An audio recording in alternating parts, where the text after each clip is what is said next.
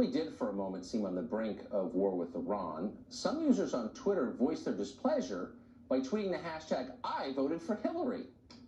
It was a nice little rhetorical win until Hillary Clinton herself had to join in. The message, of course, is that President Hillary would not be starting a war with Iran.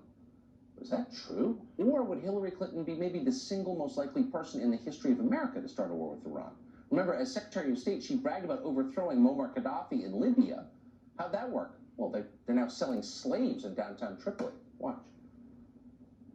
That is the land of unconfirmed rumors. Yes, we came, we saw, we died. Did it have anything to do with your visit? No, I'm sure it did.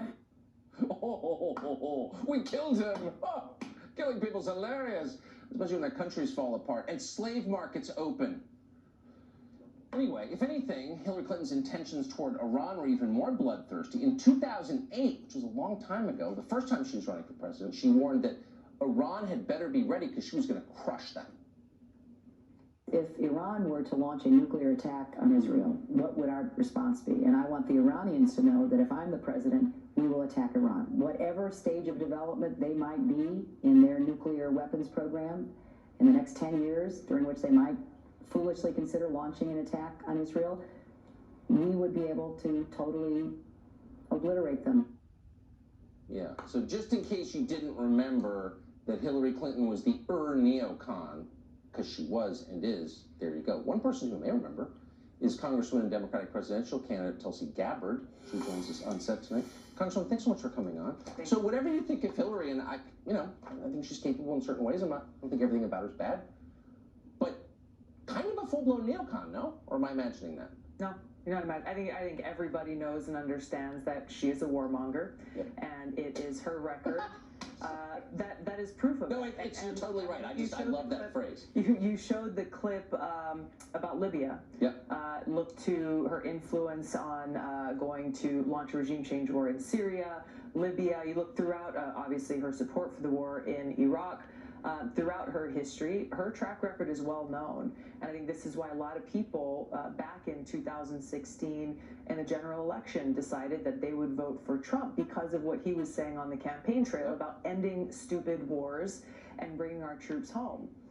The problem now, though, is, and I'm out on the campaign trail and hearing from a lot of people who had voted for Trump largely because of this issue and their concern about how rather than ending stupid wars and bringing our troops home, what they're seeing is more of our troops being deployed to the Middle East, and now our country at war with Iran. So they're coming and saying, hey, Tulsi, we're confident that you as President Commander-in-Chief will actually end these long-standing regimes. So what should we, and I think you make a fair point.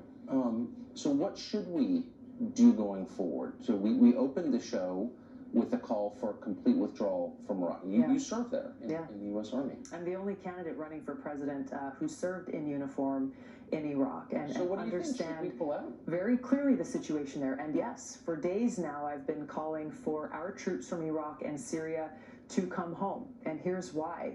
When we deploy our troops downrange, when they're in harm's way, there has to be a very clear mission that's achievable, where they know exactly what they're doing there and why, and that mission actually serves our country's national security interests. Yes. But that's not what's happening right now. I think in Iraq especially, we see how our troops are there, their mission, they were supposed to be there to prevent a resurgence of ISIS and Al-Qaeda.